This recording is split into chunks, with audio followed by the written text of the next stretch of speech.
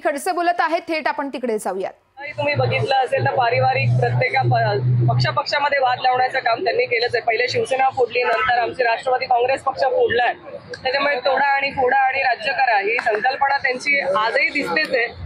पण मतदार राजे हुशार आहेत, त्यांना प्रत्येकाला याची जाण आहे की आज रोजी जे महाराष्ट्रामध्ये राजकारण चाललंय ते लोकशाहीला किती घातक आहे हे त्यांना माहिती आहे। त्याच्यामुळे लोकशाही टिकवायची असेल तर महाविकास आघाडीच्या पाठीशी सगळे मतदार लोक उभे राहतील। पण रावेर मतदारसंघात विकास झालाय का? अनेक चर्चा आता सुरू आहेत, खासदार बऱ्याच वेळा फिरल्या नाही, काय वाटतं?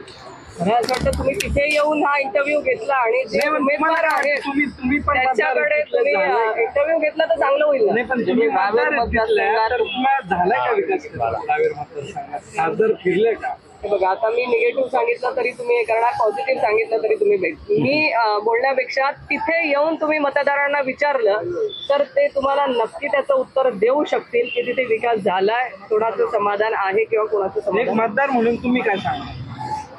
तुम्हाला वाटतं का विकास झाला? मतदार म्हणून मला काय करायचंय ते मी नाही, मतदार म्हणून काय वाटतं, विकास झालाय की नाही झालाय? सांगते ना, पण मी तुम्हाला सांगणार आहे। तुम्ही माझ्या मतदारसंघात या, मग मी तुम्हाला तिथे प्रॅक्टिकली दाखवेल जे काय माझ्या मतदारसंघात आल्यावर नक्की सांगेल। एकनाथ खडसे तुम्हाला तिकडे यायचं आहे, मी तुम्हाला सगळ्यांना विनंती करते माझ्या मतदारसंघात तिकडे या आणि विकास झालाय की नाही झालाय हा तुम्ही नक्की बघायला या। एकनाथ खडसे कधीपासून सभांना सुरुवात करतील?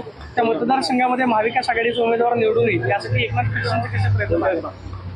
आम्ही पक्षाच्या बाजूने आहोतच आणि पक्षाच्यासाठी आम्ही आतापासूनही कामाला लागलेलो आहोत। मतदारसंघामध्ये असेल सगळीकडे बैठका झालेल्या आहेत, आमच्या बूथ रचनेच्या संदर्भातल्या बैठका झालेल्या आहेत, आमचे जिल्हा परिषद निहाही आमचे मेळावे झालेले आहेत।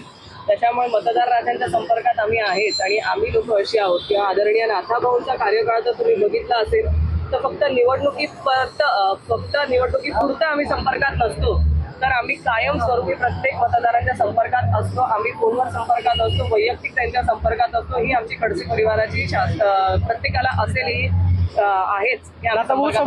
सभा घेतील उमेदवारांची घेणार का? वंचितचा किती फटका आता तुम्हाला बसेल? आणखी ते बाहेर पडण्याच्या तयारीत आहेत, तुमची जे काही युती येणार नाही की ते बाहेर पडण्याच्या तयारीत आहे। जोपर्यंत कोणी जाहीर करत नाही त्यावरती मलाही जाहीर स्टेटमेंट करायचं। दिल्लीमध्ये जी बैठक झाली त्या बैठकीमध्ये राज ठाकरेंकडे शिवसेनेचं नेतृत्व द्यावं अशी अप्रत्यक्षरित्या माहिती मिळते की शिवसेना जी आहे राज ठाकरेंकडे येणार अशा पद्धतीच्या चर्चा सुरू झाल्यात। महायुतीतल्याच नेत्यांवरती दबाव आहे किंवा ज्या पद्धतीच्या चर्चा सुरू आहेत त्याबद्दल काय वाटतं? मला माहिती नाही की ते काय असे येणार आहेत का त्यांच्याकडे नेतृत्व द्यावं अशी काही चर्चा आहे। मग एकनाथ शिंदे साहेबांचं काय होईल आपण विचार करायला लागेल। ठीक आहे, थँक्यू। तर भाजपकडून तोडाफोडीचं राजकारण केलं जातंय असं यावेळेस रोहिणी खडसे यांनी म्हटलंय। तर तुम्ही मतदारांना विचारा, तसेच बारामतीत सुप्रिया सुळेच निवडून येतील असा देखील यावेळेस विश्वास रोहिणी खडसे यांनी व्यक्त केलाय। लोकशाही मराठी ऐका, पहा, जागरूक रहा।